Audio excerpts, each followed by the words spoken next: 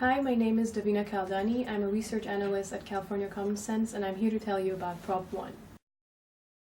Prop 1 would allow the state to sell $7.1 billion in general obligation bonds and redirect $425 million unissued bonds for a wide range of water-related actions, infrastructure, and other environmental uses. It would also add approximately $360 million annually to the state's bond repayment costs for the next 40 years. California's record-level drought has drawn attention to the state's water management challenges that will require more investment, changes in policies, laws, and in some cases, new technologies.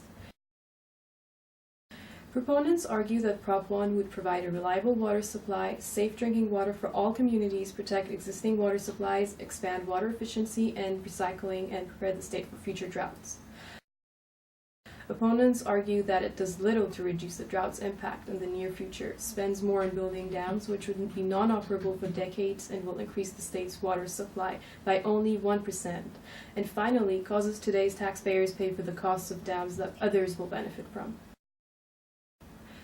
Prop 1 does not provide a solution to the current drought, as only 10% of the $7.5 billion bond is allocated to programs that could mitigate the current drought crises, such as water recycling and desalination.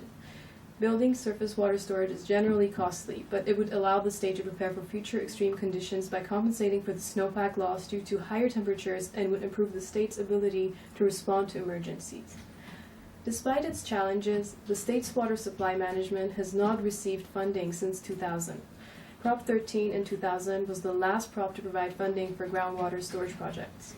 Others, such as Prop 50 in 2002 and 84 in 2006, provided limited funding for conducting studies on water supply or flood management projects. It would further add to the state's already large wall of debt.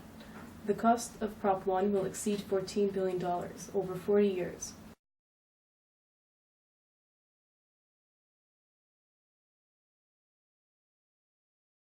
And that's what you need to know about Prop 1.